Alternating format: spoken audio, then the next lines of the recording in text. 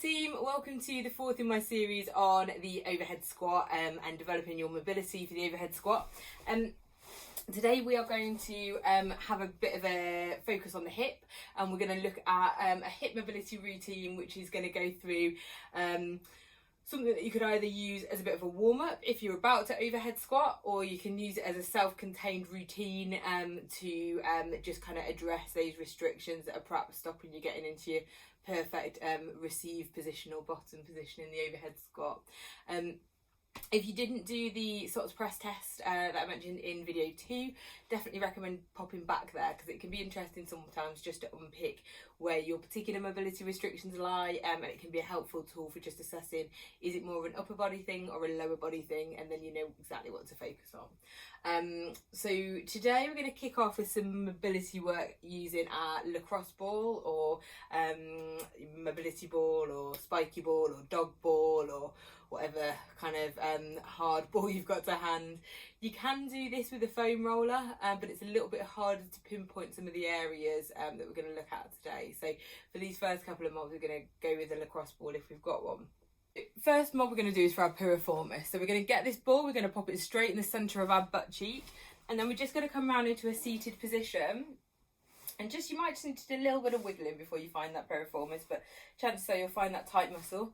And when you do, you can just pop that foot up onto the opposite knee, and you'll probably feel that that has a certain level of intensity to it. If you want to increase that, you can just lift your butt off the floor. So just pop your weight through your hands and the ball. And you can just move around here and just breathe into those sort of tough, tight areas. You should feel uncomfortable, but probably not acutely painful. So if you get a sharp stabbing pain, stop and check those out. But if you've got just, you know, a discomfort, a kind of good pain, up to probably about a 7 out of 10, I'd say that's quite reasonable, and that's kind of where you want to be working to kind of allow that to release off. So spend about 1 minute to 2 minutes on that side, and then hop over onto your other side. Always do both sides, like even if you feel like one's worse than the other or one's got problems, I'd say it's quite interesting sometimes what you find when you address both sides. So I do like 1 minute to 2 minutes on that, and then we're going to look at our glute med. So we're going to find the big bony crest of the pelvis. So you can find that big bony crest of the pelvis just at the back. And then you're just going to work probably about just a couple of centimetres down from there. And you should feel that glute med area. And you're just going to take that ball and you're just going to pop it into that area. We're just going to do the same thing again. You might just want to go a little bit more sideline this time, just to get that glute med. But then you want to lift your foot up and pop it onto the opposite knee. And again, you can just like move around on this. One of the useful things to do is if you actually look up where the muscle is and where it sits in your body, it can help you just to visualise what kind of area you want to be working. And you don't want to be kind of rolling around and around on the ball. You more want to just be finding that position, breathing into it, allowing it to relax off, and then moving to find another sort of slightly nasty area. So you want to do your glute med, both sides again. Again, spend a couple of minutes on that. And then for me, I would switch to a foam roller at this point in time, but that's because I'm a massive wuss. You might be quite happy to continue on with your lacrosse ball. As a rule with your mobility tools, the smaller the surface area, the more intense it's going to be. So I'm going to take a foam roller because we're going to do quads next, which can be quite intense and quite tight. So for this, I'm going to have my foam roller on the floor, and I'm just going to pop my quad on top. And to start with, I could have my other leg just on the ground, just so there's not loads of weight going through that muscle. And then I might want to just pop her into more sort of plank-like position. And then if you want to put loads of weight through it, you can experiment with just popping that leg on top of the other one. So yeah, just experiment and find what works for you. I tend to start at the bottom and roll up through the muscle. However, again, I'm not just kind of like rolling around sort of back and forth on this. I want to find that spot, and I want to stick with it, let it relax, and then just move gently into another location. And you just want to go right through that sort of quad group. And when I say that, sort of, I mean from the knee right up to here. But also in that 2 minutes, what I'd probably do, I might even extend it to 3 minutes, and I'd probably explore my adductor area. So it's quite easy from here to just roll around so that the inside of your thigh is on the roller. And again, you can just put as much weight as you feel appropriate through that. But also your IT band, so coming over onto the outer side and really just getting through that IT band as well. And that whole kind of area can affect how your hips function. And given the fact that we do loads of sitting and or loads of running, depending on how your lockdown's been, you know, sort of it's an area that gets super tight and can really affect hip function quite a lot. So explore, so you know, is it the inside, is it the outside more, is it right in the middle, and just make sure you come right up to the top so that you get these muscles that sort of cross the hip as well. So couple of minutes on those, maybe 3 minutes each side on the quads, just because you're looking at a really big area. And then we're going to move on to some slightly more sort of dynamic stretches. So the first one we're going to do is we're going to come up into our downward dog position. So we're quite active, we're pushing through our shoulders. Heels don't necessarily need to be on the floor, but our hips are nice and high, and we can feel that stretch through the hamstring. And then from there, we just want to pedal those feet down. So just push those heels slightly towards the mat, one at a time. And we're just going to alternate sides, left, right, pedaling for 20 reps. And then on the final reps, you're just going to hold the pose for 10 seconds with your left heel down, and then with your right heel down. So just really feel that stretch right through the back of your hamstring and your calf. And you just want to pedal that out, so 20 pedals, and then yeah, hold on the final reps.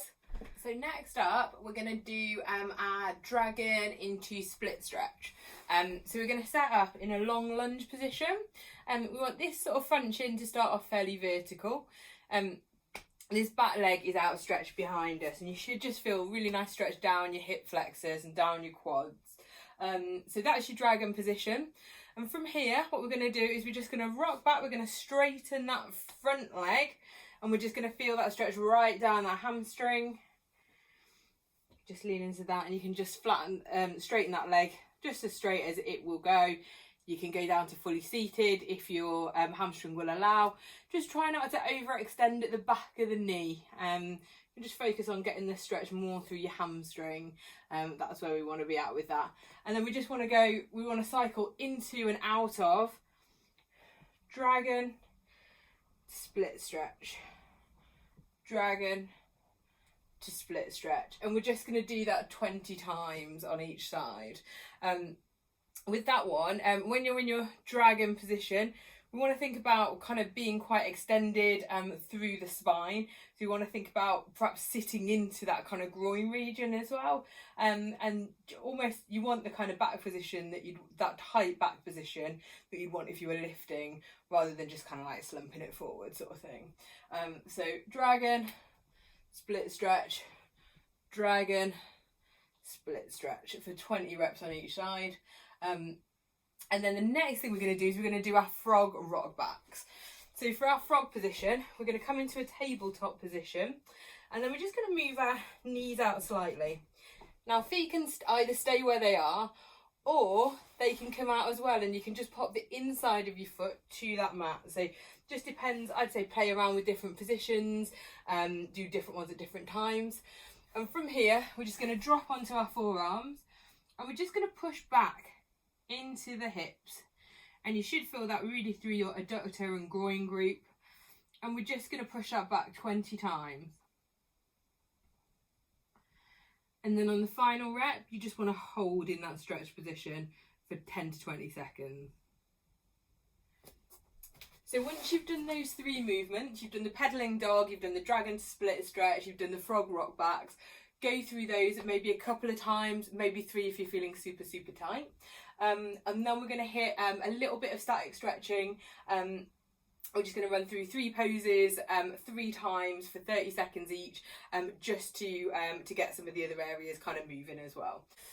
So next we're going to hit our pigeon stretch. So for this, I want you to set up in that lunge position, walk this front foot across the mat, and then just drop that front leg down. Now this front leg, I've got mine at 90 degrees at the moment, but you might find just bringing your foot a bit closer to the body makes it a little bit easier, makes you able to just drop into the position a little bit more. So there's no need to force that 90-degree angle if it's not coming naturally. And then we want to just hang out over this front leg, really just sinking into that stretch as we go for 30 seconds, dropping down onto the forearm when it feels comfy to do so, and just really feeling that stretch through glute and groin and adductors. With this one, if you're feeling pain in your knee, just stop pigeoning for a moment and get it checked out. If it's just a really sort of tiny niggle, just try moving that foot a little bit closer into your body, and you might find it just eases off the pressure on your knee. But if you're still getting problems there, you shouldn't really feel it there at all. It should really be through your hips, your glutes, your adductors and your groin. Then we're going to hit seal for 30 seconds. So we're just going to push ourselves up from the mat, allowing our spine to bend. You can look up, you can look ahead. Find this is a little bit easier on the neck. I feel like this gives a bit more of a stretch down that front line. And we just want to hang out here again for 30 seconds. And then we're going to do our saddle pose. So for saddle, we want to sit on our feet. You might want to get something behind you. So you might want to get maybe like a cushion, a pile of cushions, maybe a Swiss ball if you've got that, and that can be quite useful. Just something to support you as you come back into the position. So all we're going to do is we're going to lean backwards onto our hands, and we're just going to feel that stretch right down our quads and hip flexors, all of that front line.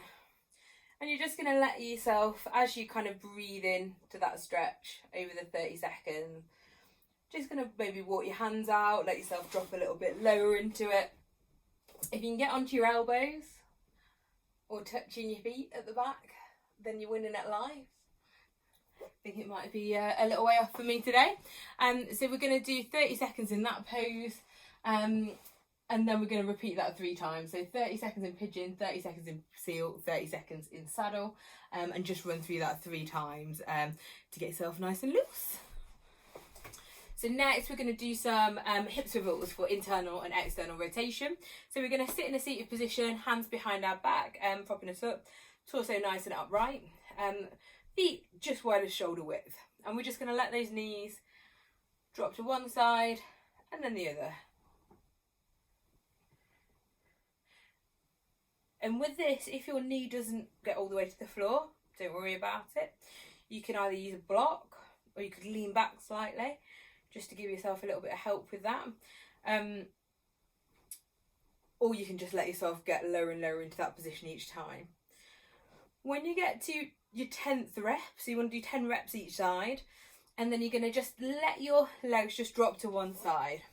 And we're just going to slightly adjust them. We're going to turn towards this leg, make sure it's externally rotated, and the leg is at 90 degrees, or the upper leg is at 90 degrees to the lower leg. And then we're just going to bring this one into internal rotation behind us. But again, we're looking for a 90-degree position. I'm hoping that you can just about see that on the video. So from here, we're going to look to get that nice tall spine again, and we're just going to lean over that front leg for 10 seconds. And again, you're just thinking about getting your belly button almost out over that front knee to keep that nice extension through the spine. Once you've done about 10 seconds, what we're going to do is we're going to do some cycles of PNF. So we're going to think about the front lower leg, so everything between the knee and the ankle. And we're going to contract the muscles to drive that lower leg into the ground. So push into the ground for 1, 2, 3, 4, 5, and then relax. And then again, without letting that spine sort of flump over, just see if you've got a little bit more room to just get into that stretch now. you should find it just as likely to let you into that stretch just a little further now.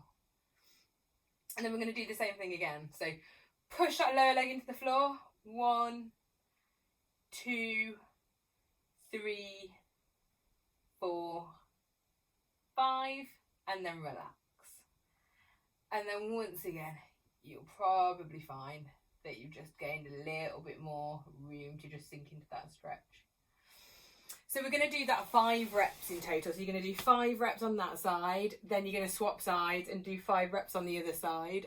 A rep is a cycle of PNF. Next we're going to hit our butterfly stretch. So for butterfly, you're just going to pop the soles of your feet together, and the closer they are to your body, the harder this stretch is. So to start with, you don't want a huge stretch, like we're not looking for a real super end range stretch right away, because we're going to do some movement in this position. So from here, just want you to literally just flap the wings of the butterfly and get further and further into that as you go through that dynamic stretching. And once you've got to your 20th rep on that, you just want to hold it for 20 seconds.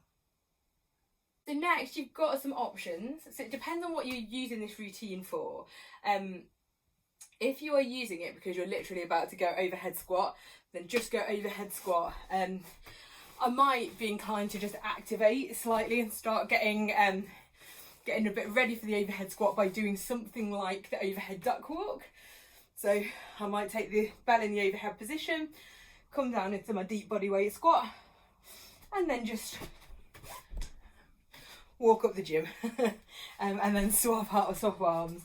Or equally, I might do some walking lunges as well. That's another option that I might use.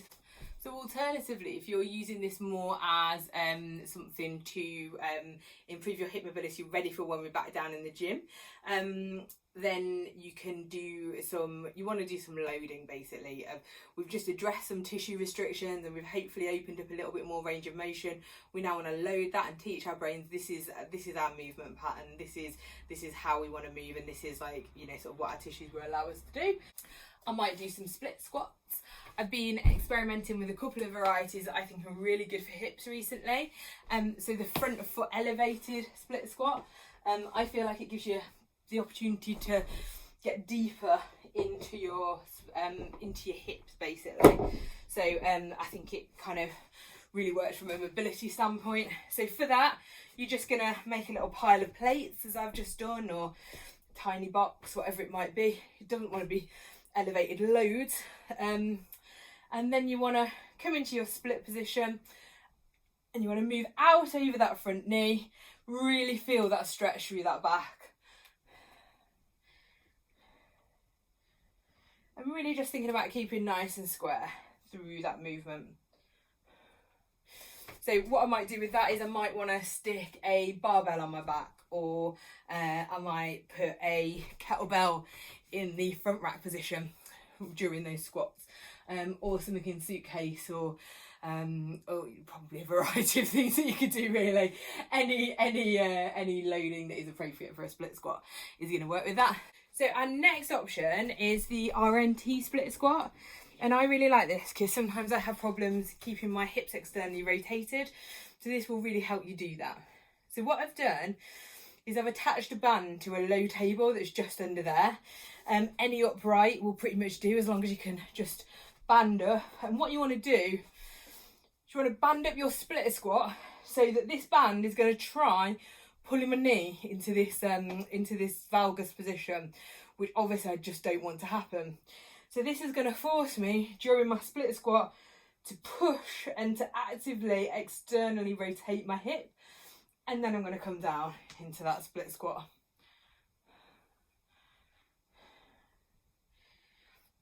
So the good thing about this is it's also really good for encouraging your good ankle dorsiflexion, and all the other things you need basically for your overhead squat. So I would do maybe 3 sets of 8 to 10 split squats, pick a variation that worked for me, and I would just load it to whatever I was feeling that day. Final segment for today is just going to be hanging out in that body weight squat. So we want to be thinking about getting those hips below parallel, trying to keep that spine fairly extended and upright if possible. There will be a little bit of forward movement as you come into the very bottom of your body weight squat, but generally thinking about trying to keep your chest nice and open, and trying to sort of sit up in that position. Thinking about things like adding a bit of movement, so we could add internal rotation. We could add some pressing behind the neck. We could add getting into and out of the position, so getting onto the floor and getting back up into a squat. Sort of just exploring different ways of kind of moving through your squat. And it's a good opportunity while you're spending just a bit of time down here. So it might be kind of like 1 to 3 minutes that you might want to spend. But it's a really good opportunity to just identify like what those little technical bits that you want to work on in your squat are, where the restrictions are. As you open up new areas and you kind of start to clear through some of your mobility restrictions, you'll find new bits that are now stopping you getting into the position that you desire. So just a good way of getting that feedback from the body on what's going on there. So that's the end of my series on the overhead squat. So I hope that it's helped. I hope it's given you some tips, and I hope it's helped you to kind of keep on making mobility gains during lockdown. Can't wait to see you all back in the gym, hopefully in a couple of weeks, and we'll be able to get back on loading the overhead squat and see how we've done. So take care. Looking forward to seeing you all soon. Can't wait. Bye.